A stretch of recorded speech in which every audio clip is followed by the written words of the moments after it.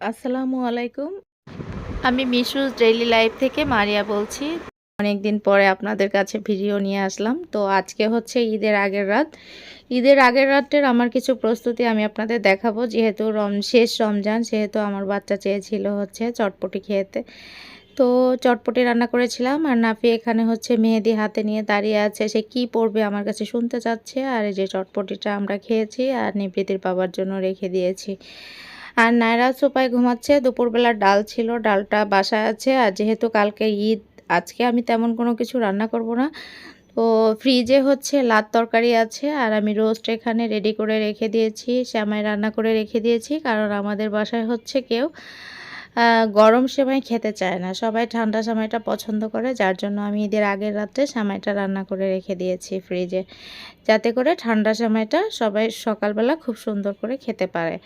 আর লাত তরকারি আছে ফ্রিজে, শোল মাছ রান্না করা আছে আগের দিনের, আমি ওটা গরম করব। এই জন্য আমি আজকে তেমন কোনো কিছু রান্না করিনি, কারণ ঈদের দিন তো এমনিতেই মাংস টাংস ভারী খাবার খাওয়া হবে।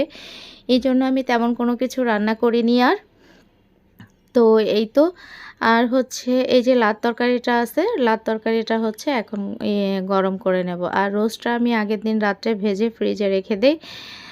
এবং দুপুরবেলা আমি কাবাবটাও রেডি করে রেখে দিয়েছিলাম, সেটাও হচ্ছে ফ্রিজে রেখে দিয়েছি। কাবাবটা রেডি করে আমি বক্সে রেখে দিয়েছি, এবং কাবাবটা আমি ২টা লেয়ারে করে রেখে দিয়েছি।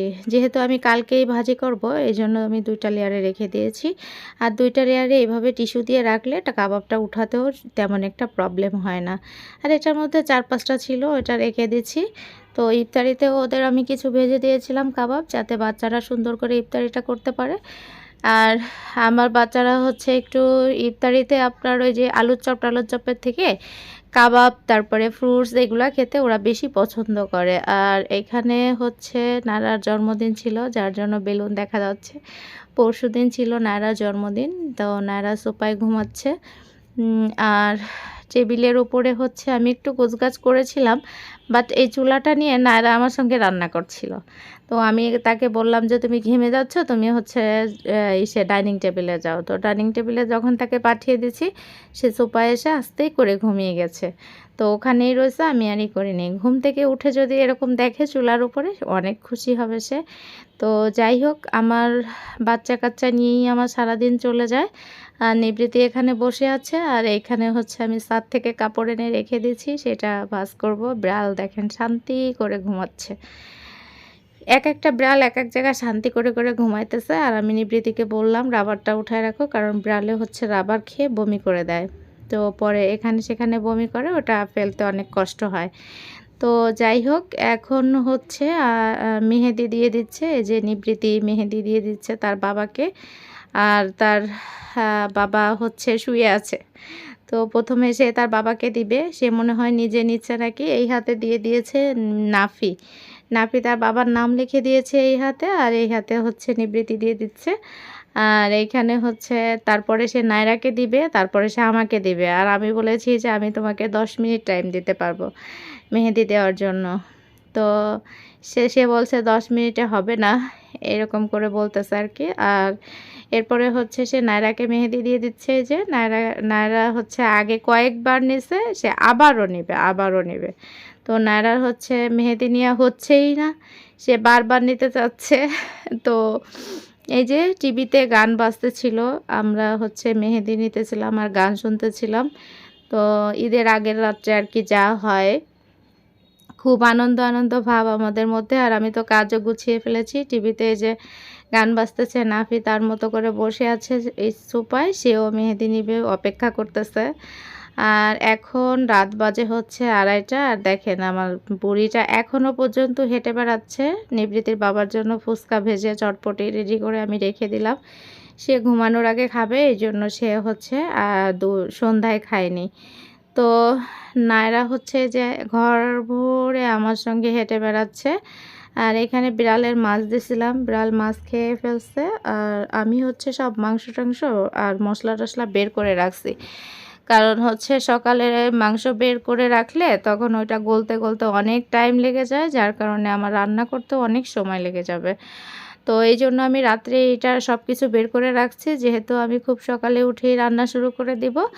আর আমার হেল্পিং হ্যান্ড যে আছে ও সকালবেলা এসে কাজ, মানে আমার রান্না হবে, ওরও কাজ শেষ হয়ে যাবে।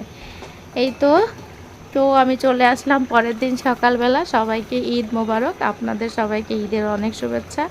তো আমি 2 চুলায় রান্না উঠাই দিয়েছি, এক চুলায় গরুর মাংস আর এক চুলায় রোস্টটা শুধু মশলা দেওয়ার জন্য। তো আগের দিন রাত্রেই তো ভেজে রেখেছিলাম, তো রোস্টে প্রায় মশলা দেওয়াটা হয়ে গেছে। আমি বেরেস্তাটা দিয়ে দিচ্ছি, বেরেস্তাটা দিয়ে আমি রোস্টটা নামিয়ে ফেলবো। এই চুলায় হচ্ছে আমি একটু পোলাও রান্না করে নিব, দেন আমার রান্না শেষ হয়ে যাবে। কাবাবটা আমি যখন যে খাবে তখন তাকে আমি কাবাবটা ভেজে দেব। তো এই জন্যই হচ্ছে একটু বেশি খুশি খুশি, কারণ আমার তেমন একটা ঝামেলা এবার হচ্ছে নাই। এবার কি মানে আমি প্রতিবারই যদি ঢাকায় থাকি আমি এরকম করেই সব। আমি হচ্ছে এই চুলায় পোলাওটা উঠাইতেছি, তো আমার এখানে পোলাওটা হয়ে যাচ্ছে। আর আমার হচ্ছে পোলাও রান্নাটা হয়ে গেলে আমার হয়ে যায়। আর আমার রোস্টটা হয়ে গেছে, আমি রোস্টটা নামিয়ে রেখেছি। আমার এইভাবে রোস্ট রান্না করলে আমার বাচ্চারা রোস্ট অনেক পছন্দ করে। তো আপনারা, আমার রোস্টের রেসিপি হচ্ছে আমার চ্যানেলে দেওয়া আছে, আশা করি আপনারা দেখে নেবেন সবাই। আর হচ্ছে এই তো পোলাও রান্না করা শেষ, রান্না প্রায় শেষের দিকে। আর এই তো নিবৃত্তি এখন খেতে বসে গেছে, তো খাওয়ার সময় ফোন দেখতেছে। এই জন্য আমি বলতেছিলাম যে ভাতের দিকে তাকাও, একটু দুষ্টামি করতেছিলাম তার সাথে। তো সে একটু আনকমফর্ট ফিল করছে তখন। তো যাই হোক, পরে এই কথা সে কথা বলে আমি তাকে একটু ইজি করার চেষ্টা করছি। তো এই আর কি। তো এই তো নায়রাও হচ্ছে খাওয়া দাওয়া শেষ করে ফেলছে, আমরা একটু ঘুরতে যাব, যার জন্য সবাই খাওয়াটা তাড়াতাড়ি শেষ করে ফেলতেছে। আর এখানে হচ্ছে আমরা লেকে ঘুরতে চলে আসলাম। তো লেকের এই সাইডটা আমার কাছে খুব সুন্দর লেগেছে, কারণ এই সাইডটা হচ্ছে আমি যখন লাস্ট এসেছিলাম তখন রেডি হচ্ছিল, তখন এই সাইডটা হচ্ছে এত সুন্দর করে রেডি করা ছিল না। তো আজকে এসে দেখলাম যে খুব সুন্দর করে সাজাইছে, আমার খুব ভালো লাগছিল।